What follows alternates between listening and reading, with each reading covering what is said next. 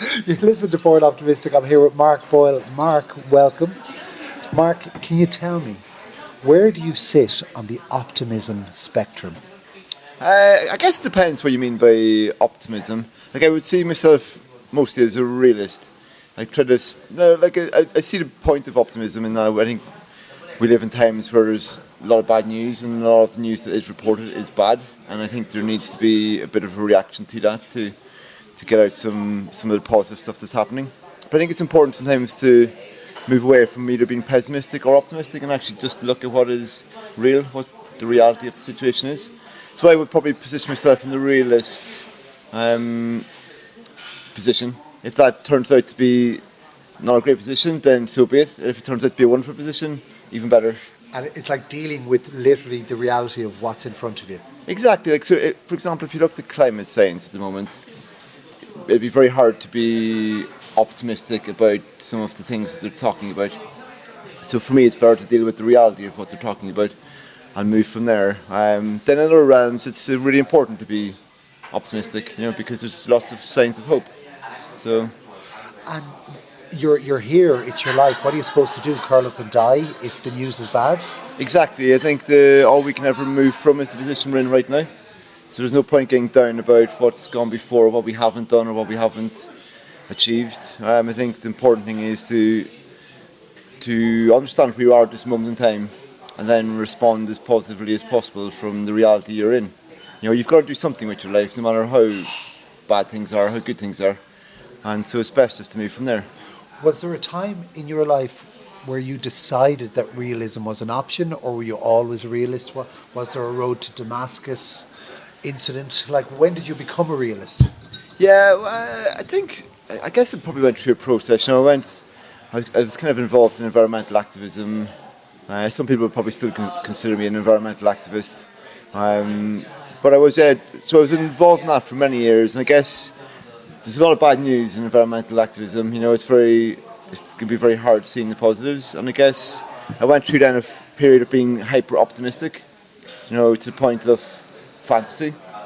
And then I think then you come back into balance. You think actually it's neither really pessimistic or it's neither really optimistic. There's a place in the middle where you can just move from again. Just deal with reality as it is. So I kind of came back after seeing both of those extremes to being actually just let's look at things rawly. Let's look them in the eye, see how it is, and act from that place.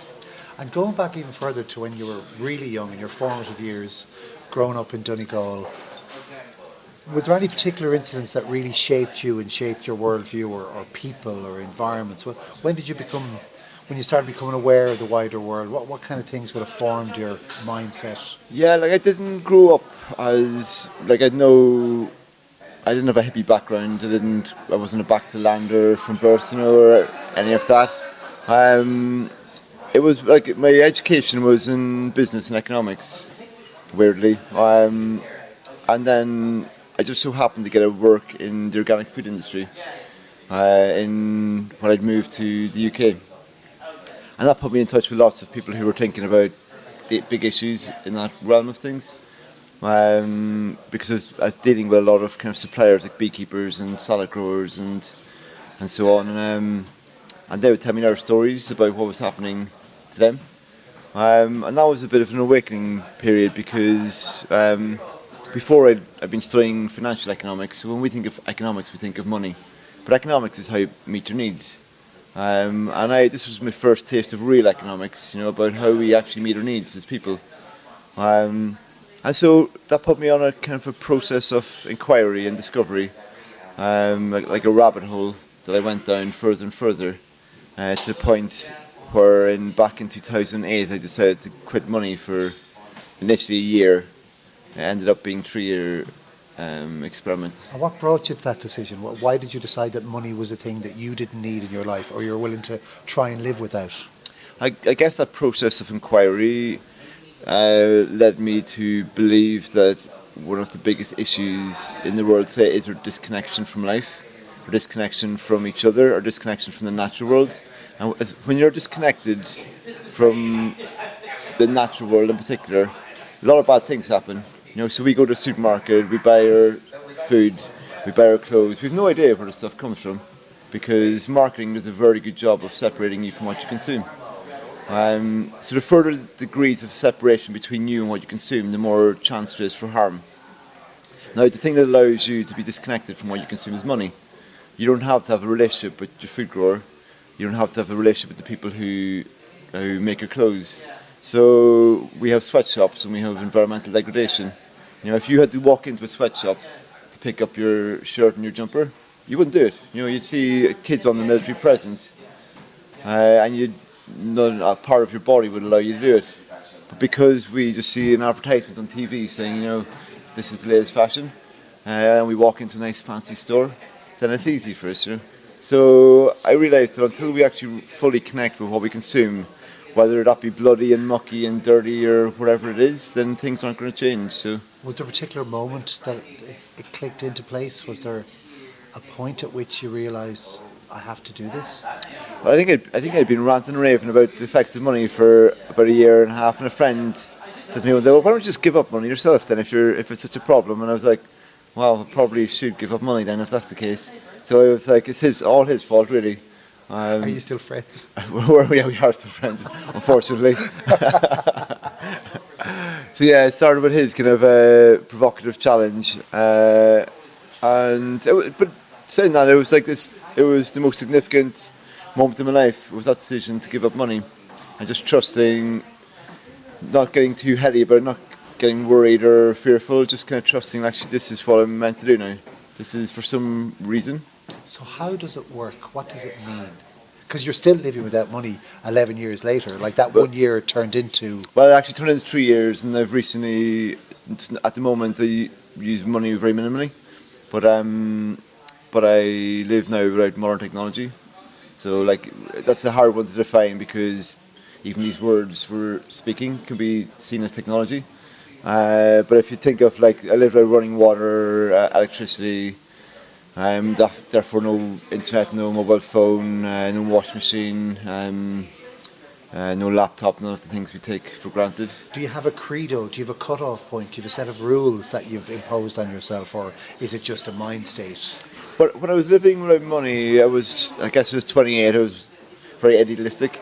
And with money too, it's easier to have a clear line, because it's either money or it's not money,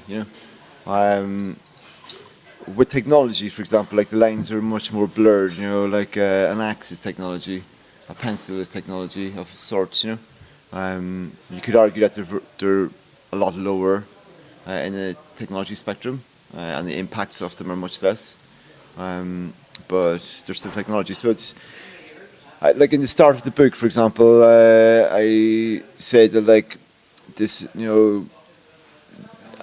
I kind of talk about openly and honestly about what I use and what I don't use, and the compromises you have to make in the modern world, and that there is no real hard line, apart from the fact that at home I have no electricity, no running water, no gas, no car, no fossil fuels. But you will use an axe and a pencil. I will use an axe and a pencil, yeah. So is there a cut-off point in the timeline of time? Because I'm very curious about the minutiae of it, and I'll get back into that, but just to come back out a little bit, you said some people would consider you an environmental activist. Is this choice that you've made, is it inspired by the state of the world? It's your response to it? Yeah, initially, it's my original motivation with both was because our way of life is doing to the natural world. That's without a healthy natural world, nothing else matters. So we can talk about Brexit or economic problems or whatever. If we can't live on this planet, the rest is by the by. Forget about it. So I always come back, no matter what the argument is, always come back. Unless we can actually learn to live on this planet, then nothing else really matters. And were you hoping that you could find a way to live for others or for yourself? I guess they're combined in some way. I was first, when you're being an environmental activist, I was painfully aware that I was campaigning against stuff that I was also benefiting from myself.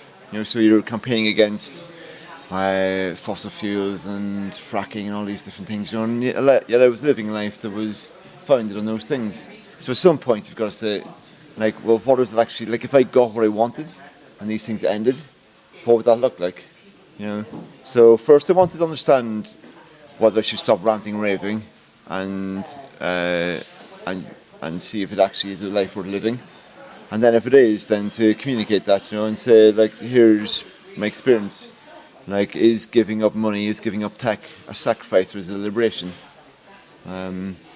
So it's a large part personal, but also very much about, then communicating those personal experiences to the wider world in case other people are interested in them themselves, The fact that you're still living it, I assume means you do consider it a life worth living. I think it's, there's obviously things you miss, because I grew up in a culture in which everyone, you're exposed to all the different things you can have. But those things start to become changed as opposed to anything else, they start to kind of own you as opposed to you owning them. And I've found that letting go of a lot of the stuff that I would consider now to be addictions, I think we need to start thinking of technology and money as an addictive substance. Letting go of those things is actually liberation. I don't have bills anymore, for example. I wake up in the morning when I feel like waking up. I do the things in the day that I want to do myself. I don't have to go and earn a big income to pay for all the bills that you would normally have. So it's a huge liberation. Like any addictive substance, the initial period is actually hard giving the stuff up because, we're used to it. And sugar is almost a subset of all this as well, as part of our addiction. I would say sugar is one of the biggest ones. Our economy, our way of life is fueled by sugar and coffee and the whole works. And metaphorical sugar and actual sugar, where all these rewards, we're constantly looking for rewards to give us a hit to take something away. Yeah, and social media is run on kind of a metaphorical sugar in some ways. We're always looking for that next hit. And where does the intoxication, does that have a place in your life? Intoxication in terms of diet, or being drunk or high, or is that something that is so you're constructing a new worldview, you're looking at your version of life. Is intoxication in your current universe, is it something that's part of your...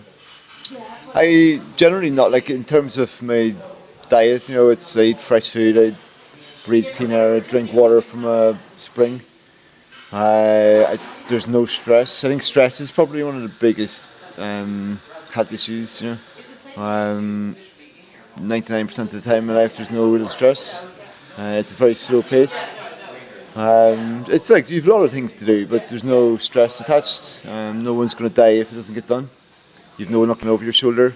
Probably the one toxic thing I do, I go for pints once a week with a mate up the road. So we meet in a local pub. He lives the other side of it, and we meet for a game of chess and a pint. That's probably about as toxic as it gets. And if you're not into money, does that mean it's always his round? Well, he wouldn't let me away with that. He's probably the reason I have to actually use a very limited amount of money these days. I'd say that pint in the pub makes up about 50% of my entire expenditure. So. And how do you get the money to pay for that pint? Well, I write for. My main motivation with writing is the communication of ideas. I don't have a huge need for money, so it's not like the driving force. But ironically, I was quite lucky with the first book, The Moneyless Man, which it came out at the time the world was collapsing, and so it turned out to be a bestseller at the time. It's kind of unbeknown to me, really. And when I finished up, then there was a pot of money at the end of it, which I used to set up the place where I live now. It's a kind of a small holding with a free hostel on it, and there's been a farmhouse there where it's been rent free for the last 3 years for people who want to live on the land and those kind of things. So I do have some income from writing. I do a bit of writing for The Guardian, and I have a new book out called The Way Home, Tales from a Life Without Technology, which gives a bit of an income as well. Yeah, and So I've been reading. I that mean, pays for pints. that's how I came across you, reading your column. I've got some fiddly little questions as well. Like, do you vote? I don't personally vote. I always say that as soon as somebody comes along worth voting for, I'll vote for them. But I think the political system at the moment is so far gone. The narrative is so messed up that there's no one within that political system that I could actually hand on heart say I'd vote for. And I actually think by not voting, it's a vote in itself. You're saying nothing here is good enough. Because we're talking, say, the Monday, the election results are coming out. They're talking about this massive green wave, Right. and so you're free from the drip of all this as well. Yeah, right. Have you heard of the green wave and all the green Haven't, party? no. All right. Well, I mean, for me, I won't even talk about green politics and the cop out and lack of ambition in a way that I feel is very endemic in the green world. When you're talking about your way of life and all the things you do, I'm there going, okay, that's great. I can see that. I can see that. I can see that. But how does the next generation come in? And you have kind of cut that argument off at the pass. Literally, you've chosen to have a vasectomy. I don't know. Well, you've written about it, so it's something you're sharing. Talk about it. Yeah. Is that why? The fact you've written about it, I hope you don't mind me asking. Of course, why did you have a vasectomy? Yeah, no, people ask me everything, so there's no off limits in my world. In terms of vasectomy, I guess. Well, I guess there's a few reasons. One is that I think there's a massive overpopulation problem. That's quite a controversial subject and needs some qualification, I guess. But there's no shortage of people on Earth right now. I think actually we would do well to start looking after. Like for me personally, I want to put my time into ensuring that the children who are alive right now have got some kind of decent future ahead of them. And if I personally had kids now, I probably couldn't put that time into that. So my calling feels more aligned with that than actually having more kids. Also, like we're massive.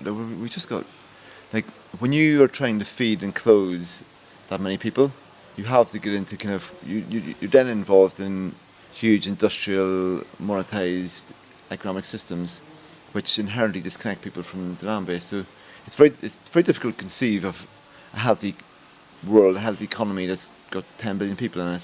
It's just not going to work. And could there be a sense of, sometimes when I think of the worst case scenario in terms of what could happen, in terms of what we're doing to the planet, what's actually going to happen is millions and billions not born will never be born. And is there a sense of the planet self-correcting? I think, yeah, if you ever look into, James Lovelock has a theory, Gaia theory, and it's all about feedback systems, I actually think that this whole fight against climate change, it's a misguided fight, because what's happening in terms of the climate is a correction system, It's what it's doing really is going to make life very difficult for humans to carry on the way we're living right now. It's just regulating us in some ways. The fight against climate change is a fight against nature. We'd be much better off actually listening to what it's saying, going like, okay, so you're saying unless we live to learn a good relationship with the natural world, we're gone. Let's start developing good relationship with the natural world instead of fighting this kind of enemy called climate change. Climate change is our friend. It's saying like you're out of sync, you're out of harmony with the rest of life. Get back in harmony or exit. And it's the same. We're treating it the same way we treat human illness. When we see a rash on your arm, we start applying creams and stuff to try to get rid of the rash. But the rash is a very gentle way of saying something is deeply wrong with your health. Unless you change something about your diet or how you're living, then the rash is going to turn into something else, maybe cancer eventually. And that's the rash is a symptom, not the problem itself. Exactly, it's a very, very kind symptom. It's saying something is wrong. Climate change is a very, very kind system saying you're not living in good relationship. Sort it out, or else you're going to die from something much more serious. And then if you look at yourself, one man on a small holding in the west of Ireland, how do you think what you think works and what's working for you, how can that be applied on a mass level. Is it possible to live in a city and live the type of lifestyle you think we should be living? I don't think there is. I definitely wouldn't say there's like that people should do as I do. Like it's up to every individual to apply their own gifts to the world. Like I think what you're doing right now is, this is your calling, and you allow people who are speaking about these things to speak to wider audiences. So I think everyone's got a role to play. In terms of can you live this way in a city? No. I live on 3 acres, which I feed and clothe myself and all that kind of stuff. And does it take 3 acres for one person? Is that what it takes to feed and clothe one person? I think it depends how many people are living on the small holding. If you have, like our small holding could have about 8 people living there, and it depends on how far you want to go as well in terms of self-reliance. Where is it just vegetables, or is it every single part of your life? I think if you want to be completely self-sufficient, it takes a landscape. I'm on 3 acres, but actually I meet my needs from I forage and fish and stuff from 20-kilometre radius. So and that's how hunter-gatherer and tribal people lived. They were often nomadic. They weren't stuck in one place. They moved with the herds. They moved with where the plants were coming. That certain seasons they were on the coast because that was time for fish. But we're 1 million miles away from that kind of world, so we've got to make do with where we are right now. And is barter a part of your existence? I don't see it as barter is not my thing really. It's very similar to money. It's just a very kind of rudimentary form of money really. It's still based on the mentality of exchange. I'd probably describe when I where I live, it's a very rural area. I'm very close to my neighbours. Sometimes the neighbour calls in and says, "Can you give me a hand with this?" You come down and give them a hand with it. It could take an hour, it could take 5 hours, it could take 2 minutes. And then the odd day I'll go up to one of them and say, "Geez, I need a hand with something. Any chance of a hand?" No one's totting up. No one's got a debit and credit column. Where we're totting up the hours and the hourly rate and so on. We're just living together, and somebody needs a hand. You give them a hand. What do the neighbours think of what you're doing? It's not something I think that because a lot of stuff has come out in the media in the last few weeks, a lot of them didn't even know I was doing it. They just seen me go around and collect water in the spring and see me scything grass and grow my own vegetables and stuff. They didn't think it was anything they knew I lived without electricity and that kind of stuff, but they weren't. It's not something we. I don't sit around talking politics with them. We just have a bit of crack and a bit of banter. So they were coming up to me kind of going "Geez, I didn't even know you were." They didn't even know. I don't think you're right or anything like that. So it's not something they'd go ranting and raving about. That's why my letter didn't get to you. I put too much detail. I put too much detail in the address about what you're up to. I thought they'd have a phrase that they knew you by, as in, "Oh, he's the fella that does X." Yeah. In most small communities, you'd be known for something. Yeah, no, something very important to me, not to be kind of chatting about that kind of stuff. It's kind of, it feels inappropriate for a small rural community. To be they're just the people around me have lived that way of life for a long time. It's starting to come into their world as well. They've been forced into using websites and stuff a lot more because all the government services that they used to be able to go in and chat to somebody about are gone. The post office is gone. They're now being told they should go to www.something.ie. And most of them can't even work. They've got to go and ask somebody to do it for them. And it's one of the unspoken things of our time. Really, is the effect that's having on the old people in the rural communities. Just what we're doing to them. They live for connection with other people. And now they're being told that that's gone. You're meant to just be out in the middle of nowhere by yourself and go on a website and get your connection from that. How much of your day is spent on what you eat in that day? Is that the main focus of your activity? I actually say the food's probably maybe 10% of. It's. So only 10% of your activity is enough to feed yourself? I would say so. Yeah, it doesn't take very much actually. Depends how successful you are fishing on a given day. So sometimes I'll go fishing and catch nothing, and then it's you got to go back the next day. But in terms of growing food for yourself, it's it's really not that difficult. You know, I had no major background in food growing or anything. I started off knowing nothing actually, and just made up as I went along. And there's a tendency with these experts will tell you, they overcomplicate it. You know, put a few seeds in the ground, play around with it, and food just generally wants to grow. You learn as you go along. This is one of these cases, though, where I feel it's really relevant to ask someone what they had for breakfast. So in your day, what's your meals? What do you eat? I'm just really curious as to what a day on your plate looks like. Yeah. Like what? Is it breakfast, lunch, dinner? And what's on the plate? Like what? It depends really on the season. That even dictates a little bit how often you eat and how much and so on. So we'll say, for example, at the moment, what I'd be eating for dinner, for example, would be usually potatoes. Well, actually always potatoes. Salad. Both of those are grown. A lot of salad actually foraged as well. So that's kind of a mixture of grown and foraged. And then I'll go fishing for pike usually. Then depending on the season and stuff, you could have anything from fruit and stuff in the mornings and so on. And I make my own bread and those kind of things. You know. And you make your own bread, so you make your own wheat, or you make your own flour. Sorry. Yeah, I don't make. That's one thing. There's two things at the moment I still buy in, and one is oats, and the other is rapeseed oil. So they comprise my my kind of food expenditure. So with the oats, I make kind of an oat bread with the oats, and then I have porridge for breakfast. It's for me. This is a kind of a 30-year path with things. I think hopefully in the next few years. And so 10% of the day getting your food. What's the mainstay of your day then? What is it? Writing? What's your day spent doing? It's a real mixture of things. So after food sorted, you got to think about stuff like wood. So because I don't have chainsaws or anything like that, or cars, then I go up to the woods, probably handball logs down for maybe 500 metres down to the woodshed. There I saw it with a crosscut, and then chop it and then stack it. There's a fair bit of time in getting the wood sorted. That's a big chunk of your day.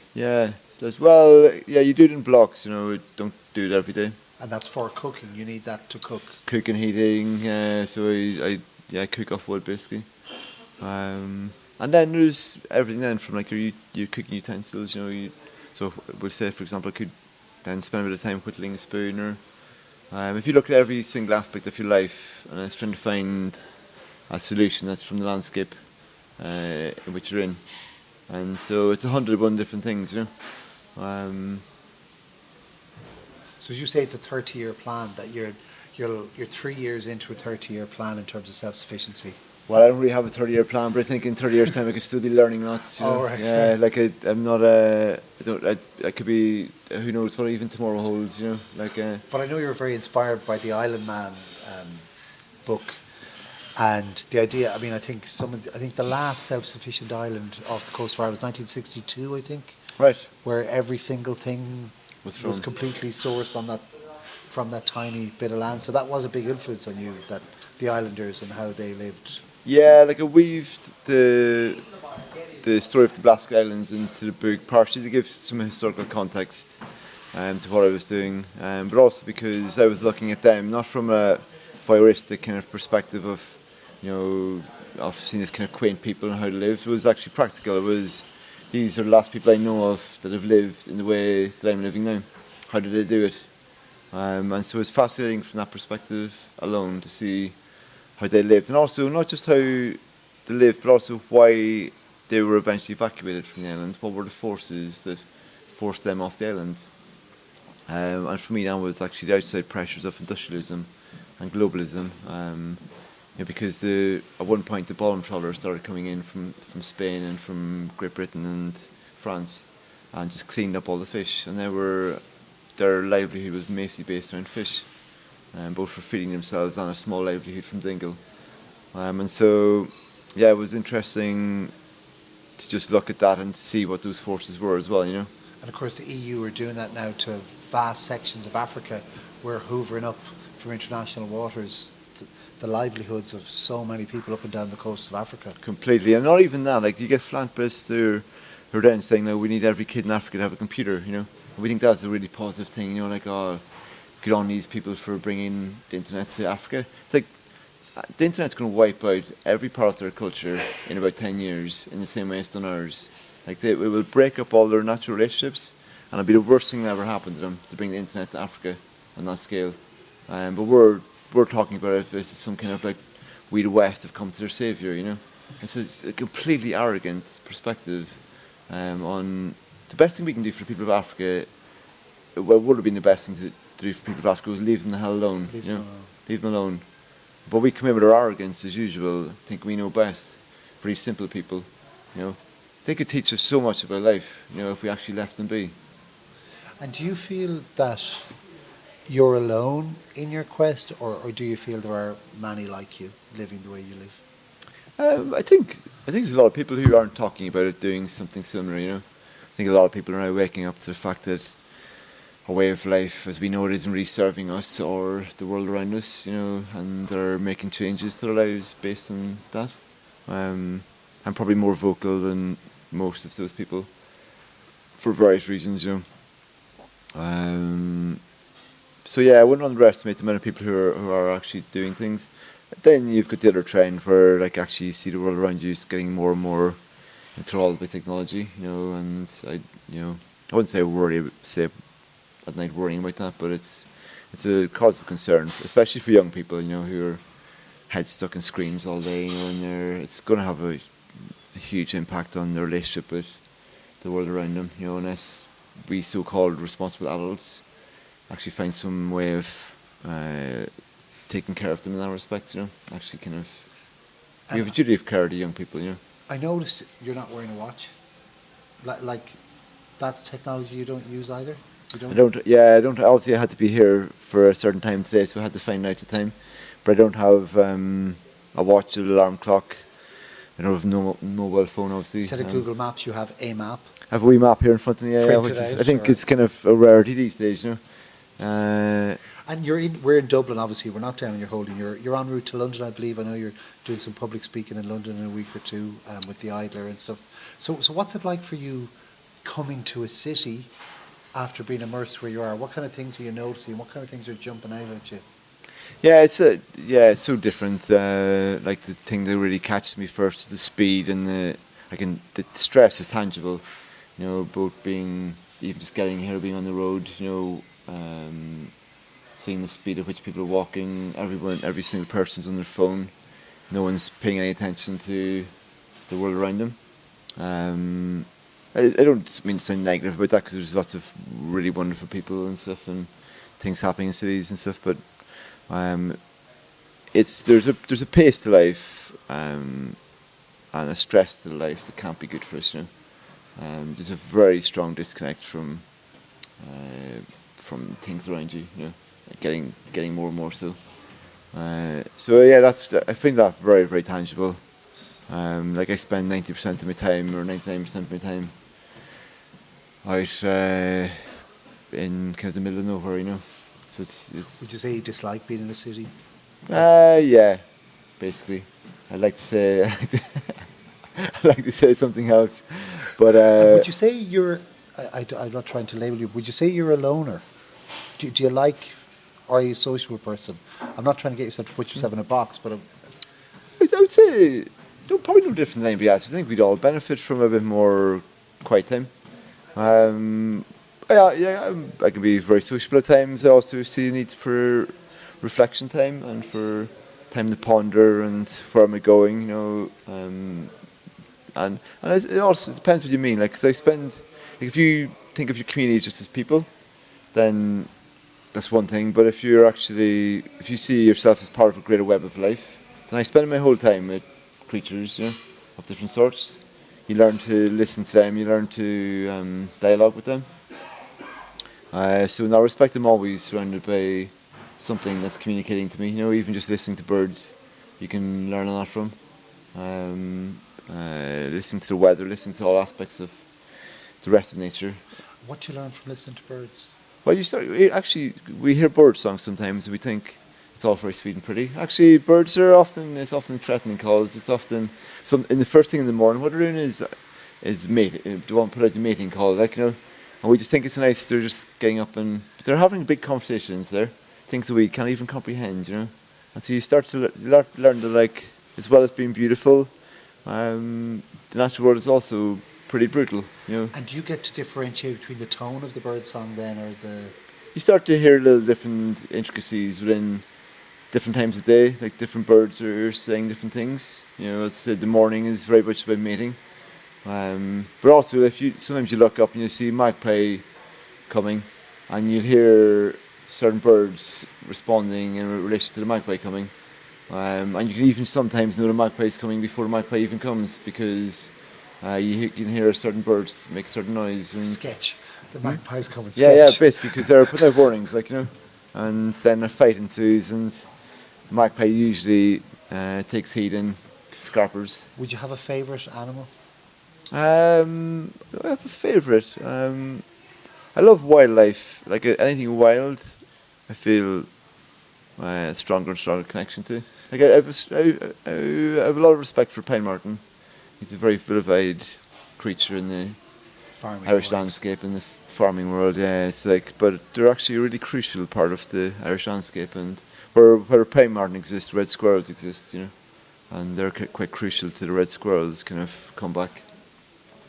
Partially because they keep the grey squirrel in check, I think so much about our modern world is down to resource allocation and how we allocate our resources, and I think it's fair to say that humans are pretty selfish, and wildlife, I guess, are the flip side of that, because they're creatures getting to live without being impeded by us, or as much as that's possible anymore.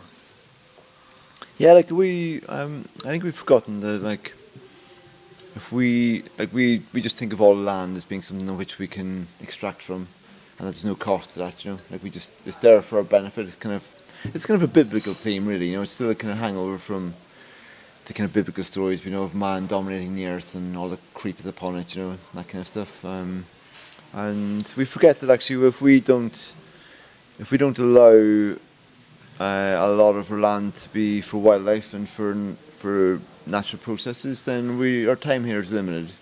The climate will change. The insects are, as we know, we're on the way out. Like, we're, mostly because of insecticides and so on. But like, once you start losing insects, you're not long after yourself. Because everything else is based on everything feeds off insects first. The things that we eat depend on insects. When they're gone, give yourself 30, 40 years, and The food chain is fucked, yeah. yeah, once you break that link, then things start to break down quickly, and we need to start getting the insects back. The kind of focus when you watch Attenborough and stuff, and I'm a big fan of Attenborough because he's done so much to help us fall in love with the natural world. But it's the focus is rarely on the little things, because they're not so dramatic, they're not as quite so extraordinary. But without them, the big stuff doesn't exist. Do you think Ireland is a good place to live the way you want to live? There's definitely worse places, partially because we're not as overpopulated as we say somewhere like England, there's more space. And it's also very, we're not so far removed from kind of the gift, what I would call the gift culture, where you just, in rural Ireland, everyone's really friendly and you just do stuff because you're neighbours, In other countries, those relationships have been long gone, and there isn't that same friendliness. So I think Ireland, you can definitely do it fairly easily over here. You look at some parts of the US where it's complete wilderness. They still have some wilderness, thankfully. Out there, I often dream of spending a bit of time in the complete wilderness and just living day by day, by the Grizzly Adams style, that's the kind of a bit of a fancy of mine. I'll probably be dead in 3 weeks, but well, you're working on the beard anyway. You're nearly there. Nearly there. And now that you're back in the big bad city, any guilty pleasures? Guilty pleasures? Well, it would be a guilty pleasure now. Don't actually really, I feel I've let go of some stuff that I probably would have found pleasurable before. I don't really find hot shower pleasure. Hot shower, if it goes for enough days and I've got to be at some like interviewed RT or something, then I'll for the good of the cause I'll have a shower first, like because basically because I know where I can go and actually wash what I would call naturally, like back home I wash in the stream or lake or whatever, and or use the spring water. I'm kind of divorced from that when I'm in the city for 5 or 6 days, so I don't want to reinforce the day of the smelly hippie coming along, and but it's funny you used the word hippie earlier as well. Like hippie is such a loaded word, isn't it? So loaded. I often get it thrown my way though, even though like nothing I talk about or none of my background is. I think it's John Lydon's fault. Yeah. Because John Lydon famously said, "Never trust a hippie." He was talking about Richard Branson. Right. But my son, he called me hippie all the time until recently, and we were in a friend's house who had a sawdust toilet. Yeah. And he came back to his mum, and he was saying, "Dad's not a hippie. Dad's not a hippie." He was delighted. Dad's not a hippie because I've been in a house with a sawdust toilet. They're hippies. Now I know Dad isn't one. Yeah, it's been one of those words that's been used to kind of sum up anybody who lives slightly differently. I love the concept of that. Funnily enough, I'm getting closer to figuring out where they went and why they went. There's a very interesting article I was reading last week about the weed growers in Humboldt County, and basically the hippie community, a lot of them felt like they were pushed underground, and as a result they had less of an influence on mainstream society. And this article was saying how important it is to not go underground and to keep your influence felt in society so you can influence the conversation. Yeah, like I found that myself. Like sometimes it's a funny one. Like if you run off to the woods and don't communicate, they call you escapist. You're just escaping and you don't give a damn about society. If you then engage with society, then they call you a hypocrite because you're like, I'm speaking to a microphone now, so they'll say, "Oh, well, you're using a microphone," or somebody came and filmed you, for this, and it's like, well. So I've chosen the hypocrite path, and A hypocrite. A hypocrite, maybe that could be the new word. Yeah, you just coined something there, I think. So yeah, I think for me, it's like I still see value in engaging with society. Like as much as I love the quiet time, I think it's also important to spend time communicating because the next generation is coming up, and I think there should be more options available to people who want to live, who don't want to have all the pressures of modern life. And you want to have a simpler way of being. I think that option needs to be made available to people, Absolutely, and I've found your writing's really, really inspiring, and it's great that I'm disappointed in one way that I didn't get to visit you on your holding that I'm speaking to you in Dublin, but it is great that you're making your findings, I suppose, more accessible. Yeah, I'm doing what I can, I suppose. I suppose you could always do more and better, but I suppose we're in my own limited skills and whatever. I just feel like doing what I can at this moment in time. So one last question for you, Mark. What music? You've no way of listening to music, recorded music. Do you play an instrument? Is that something that you miss? Yeah, I don't have any recorded music, as you say, anymore. It was kind of funny overnight. Every single musician I'd ever known and loved, that was either dead or too famous to know, it was kind of almost like died overnight. It was like there was no more Bowie, there was no more Luke Kelly, there was no, there was none of the, because you're just cut off from that. But what I found actually is that now I go to the trad sessions that are happening around me. I've actually picked up the tin whistle again, so I played very badly, but at least I'm learning. And so I'm getting involved in that world, and this is the important thing, I guess, is when you choose one thing, you're kind of rejecting another thing.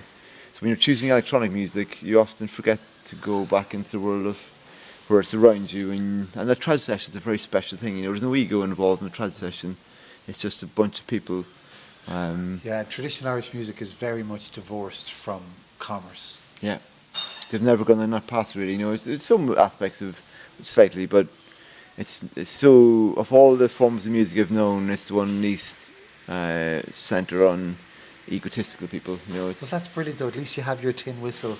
You can sit there and play it and practice it and have music in your home. And have a wee jam. And people come to our hostel as well sometimes, some great musicians, And you find yourself just sitting around even with candlelight, just listening to some really good musicians play, And you just think, this is really special.